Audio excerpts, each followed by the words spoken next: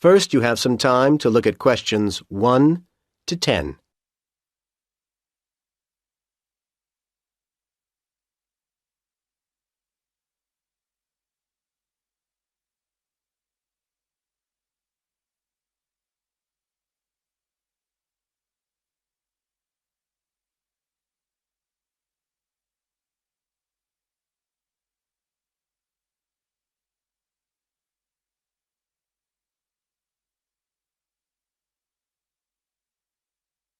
You should answer the questions as you listen, because you will not hear the recording a second time. Listen carefully to the conversation and answer questions 1 to 10. Cuxford Cycle Club? Oh, yes, hello. I'm calling to inquire about joining the club. Fine. What would you like to know? Well, I wanted to get a picture of what the club is like. For example, how big it is. Now, that changes each year, of course. Cycling is growing in popularity. I'm sure. So, last year we had nearly 70 members, which was a record in itself. But this year, there are 76 people on the list, and I'd say at least 60 of them come to events regularly. I should think something like 85 is a likely figure by next year. That's bigger than I expected. Yes, there are plenty of opportunities to meet people. And how much does it cost to join? It depends. £40 is for standard members, and there are reductions for certain categories. For example, veteran and youth members pay £10 less, £30. And family membership works out at £25 per head. All those charges are per year. And youth means? Under 18. Oh, that covers me, at least at the moment. Then for safety reasons, your application will need to be endorsed, so your teacher or parent needs to sign your form. No problem. So what happens after I've sent the form in to you? We deal with it and get a confirmation of acceptance with a membership card out to you in 3 weeks. And then you're ready to ride. It lasts a year, and we send you a renewal 1 month before it's due to expire. OK. And can you tell me something about the activities you do? Yes, there's a range of things to reflect the varied membership. There are the family rides, which are pretty popular, held every month, and that might get increased to every 2 weeks. I don't know if that's really for me. You might prefer the Saturday rides, which are more popular with the youth members. We don't go huge distances, 100 kilometres or anything like that. 60 kilometres is about average, but the pace is fairly brisk. Let's hope I'll be able to keep up. Oh, actually, there's something I should have mentioned before. We've got to be sure everyone's bike is roadworthy, so you'll need to have your bike checked and obtain a safety certificate for it. Most bike shops will do that for you. Fine. Do you do any longer tours, like holidays? Yes, there's a camping tour at least twice a year. There's one on July the 14th, though it'll get booked up very soon. If you miss that, then there's another on August the 17th. Oh, good. But obviously there's plenty going on before then. You might want to come along on May the 5th. Your membership should be through by then, and that's when we have a picnic. Everyone brings some food to share, and we go out to the hills and eat there. That sounds fun. I'm going to fill in my form as soon as I get off the phone. And a further benefit of membership is the discount with wheels. The shop on Mill Road? Yes, the manager's a member of the club, and he'll give you a 15% reduction. It means membership can pay for itself. Great. Well, you'll be getting my form soon. Good. I look forward to meeting you. That is the end of Section 1. You now have half a minute to check your answers.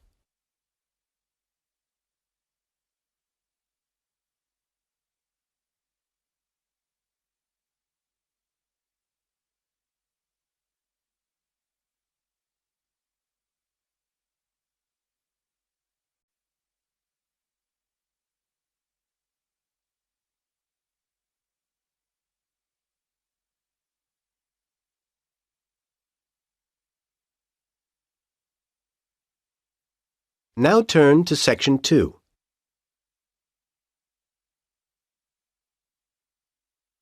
Section 2. You will hear part of a local radio program in which the head of the Park Arts Center is interviewed about events that are going to be held at the center. First, you have some time to look at questions 11 to 20.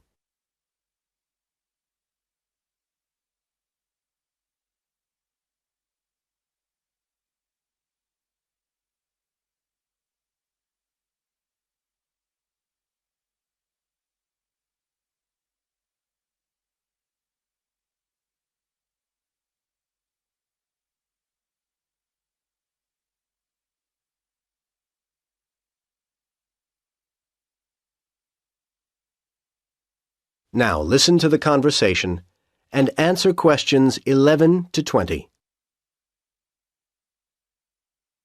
And next on City Life this week, we have with us in the studio Harvey Bowles, head of the Park Arts Centre. He's here to tell us about forthcoming events at the centre. Harvey, welcome. Hello, thank you. So, what can we look forward to first at the Park Centre? We've got a very exciting programme lined up for you. The next event will start on the 18th of February and run till the 24th. Times for the event? Twice each day at 2:30 and 7:30 p.m. There'll be a folk music concert and we're sure this is going to be very popular. A range of excellent musicians are coming, some playing for the first time in this country. And for those who want a souvenir, or for people who don't manage to get to the performances, the foyer shop will be selling a CD showcasing the great talents of the performers. Sounds good. Yes, and then after that, our next event is starting on the 1st of March and runs for 8 days. There's a lot going on, so you'll need to look in the separate programme, which shows all the various times and so on. It also includes details of performers and ticket prices. You can pick one up from the foyer at the centre. Yes, this year we're hosting the dance festival again, and it's going to be even bigger than last year. It's become a major feature of the arts year, and many of the performances will be recorded on video and DVD. But nothing can beat the thrill of attending the events live. We have a great range of styles, performed by over 100 groups, representing as many as 4 continents. All I can say is book early, because many of the shows are going to sell out quickly. I'm sure they will. And what do you have for us after that? Well, then things get a little quieter, but no less interesting.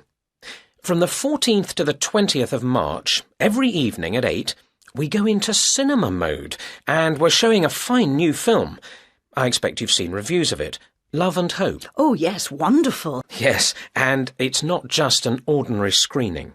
We're delighted that each screening will be introduced by a short lecture by the producer, who will also leave a little time for questions from the audience.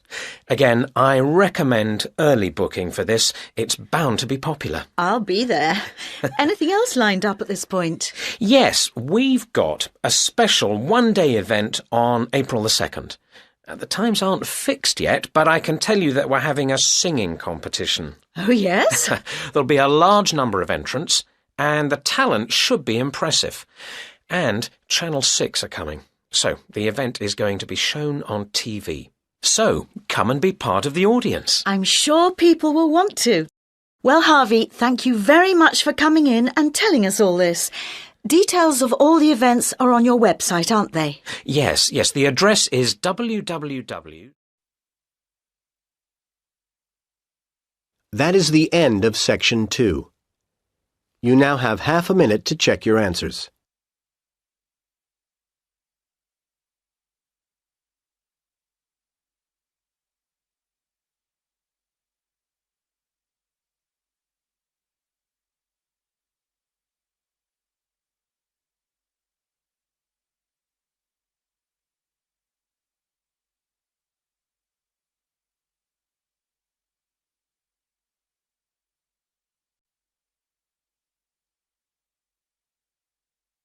Now turn to Section 3.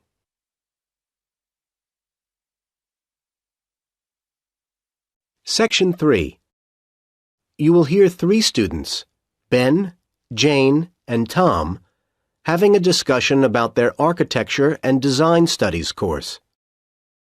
First, you have some time to look at questions 21 to 25.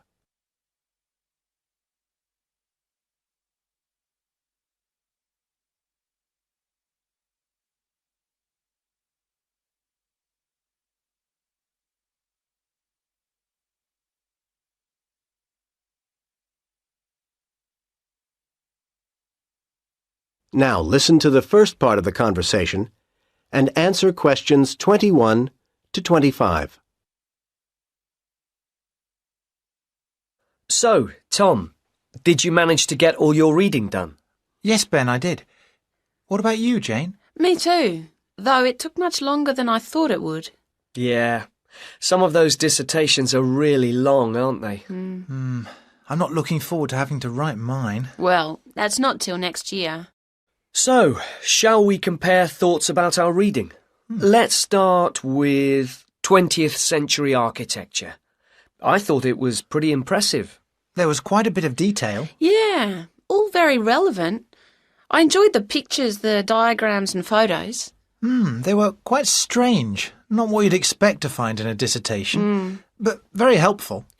Whereas sometimes I couldn't really follow the arguments. Yes, a bit of a mixed bag, really. While modern construction was very serious and thorough, wasn't it? Indeed. Actually, it was rather dense. I didn't find it particularly easy to read either. The index was excellent, though, so I used that to guide me around. I still think it was a bit high level. I certainly wouldn't have wanted to try and cope with it in the first year. No. That's not who it's aimed at, of course. What about steel, glass and concrete? Not the world's most interesting title, of course. Again, the index was helpful, though I think we could have done with more photos. There weren't really enough to support what he was saying in places. Yeah, but what he was saying was easy to follow, wasn't it? He takes you through step by step. It was hard to believe it had been translated. Seemed very natural. Actually, it was better written than the next one, The Space We Make. But we're supposed to be thinking about architectural ideas, not being literary critics. I like that one. Really? I just didn't think it covered the whole situation. It didn't put the question of housing into the context of the time. You mean how in the 50s economic austerity limited the finances available while a growing population needed housing quickly? Exactly. Again, I think you're asking too much of these dissertations. Perhaps you're right. Well, I did like change and tradition anyway. Very focused. Yes, although I did think it was oddly arranged in some ways. When you went to the index to track something down, you couldn't necessarily find what you wanted. I know what you mean. But I have to say, I'd be very proud if I'd written any of these. True. And you will next year. Now you have some time to look at questions 26 to 30.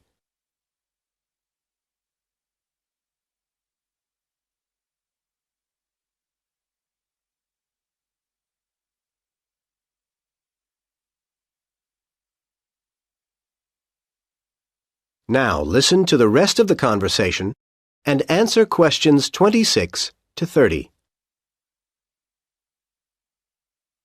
Never mind next year. It's this year that's the problem. I'm never going to get this assignment done. Yes, you are. Come on, let's make a plan for you.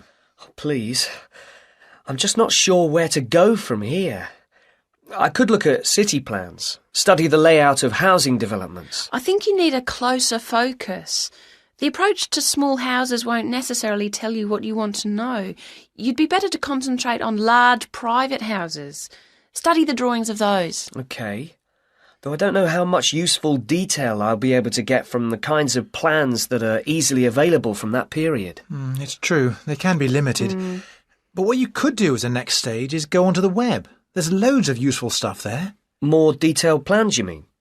Well, I was thinking more of illustrations, that kind of thing. Do a search for window designs. I'm sure you'll find some good ones. I agree. And not just online. See what you do find there, and then, for your next step, check both campus libraries. I think you'll be able to get hold of books which will give you further information. And you need to know more about typical furniture of the time. This is all very helpful. Thanks, guys. I'm beginning to think I should be able to get something done for Dr. Forbes after all. At least I can see I'll be in a position to tell him the section headings. Well, a bit more than that would be better. Put your outline plan together and give him that to look at. Yes. But I'll still need to keep reading, won't I? Yeah. Once Dr. Forbes has okayed what you've done at that point, you could then go and see Dr. Gray. He's very approachable, and I'm sure he'd be happy to provide you with further references, and then you could take it from there. That'd be really useful. Well, thanks again. Let me get you both another coffee. That is the end of Section 3. You now have half a minute to check your answers.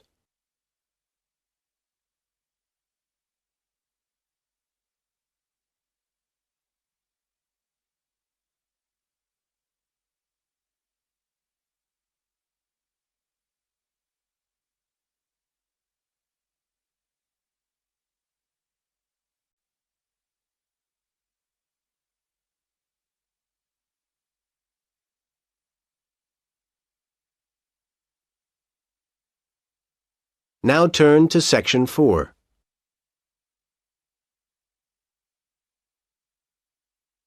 Section 4. You will hear part of a lecture about the early history of cinema. First, you have some time to look at questions 31 to 40.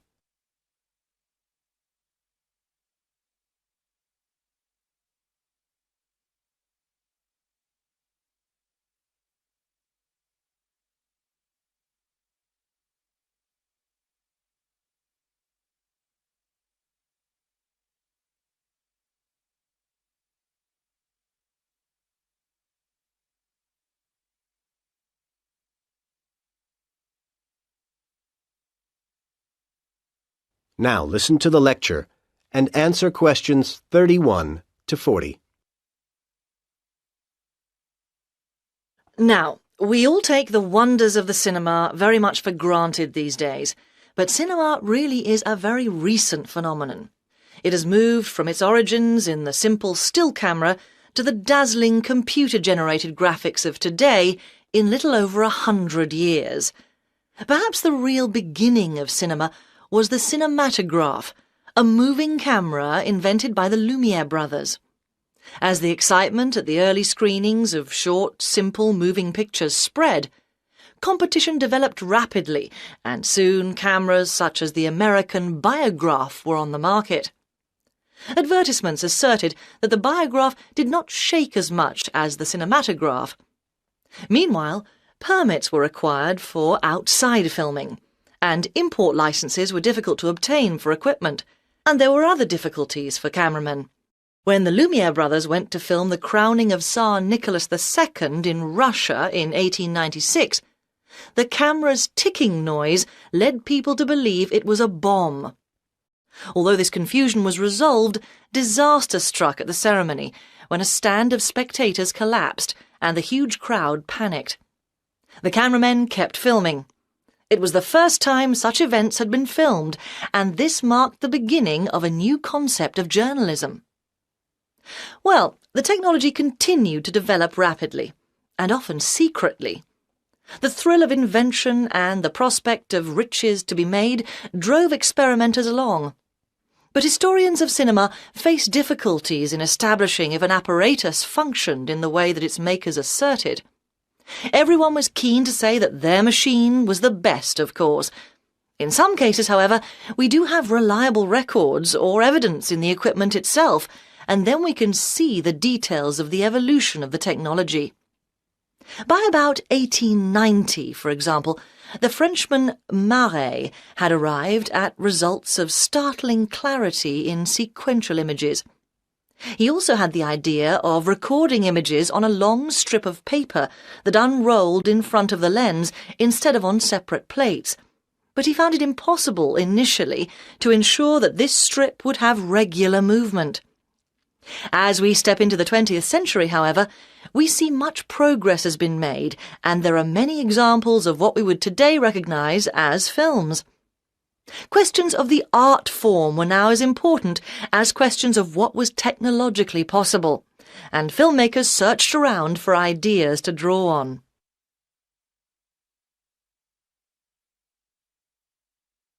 Comic strips were very popular at the time in newspapers, and their structure was applied to the planning of films, which were now being mapped in a series of picture panels.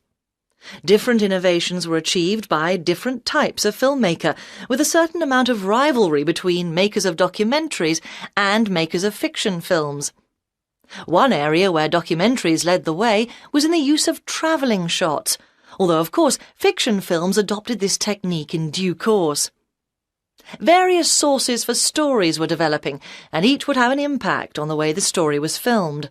For example, filmmakers started to use greater numbers of shots when chase films became popular, because they wanted to show the various stages of the policeman running after the bandit and so on.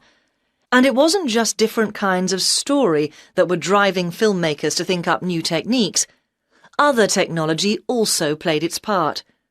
The telephone was growing in use, and filmmakers came up with the idea of splitting the screen image into two parts to show telephone conversations. All this growing sophistication in the shooting of films began to make the whole process of creating them more challenging. The very first films consisted of single shots and were straightforward to take from shooting to showing them to audiences. However, as the filming developed into multiple shots, then editing emerged as an essential ingredient of the process. Cinema was growing up. Well, next I'd like to turn your attention to some of the issues that I believe were... That is the end of Section 4. You now have half a minute to check your answers.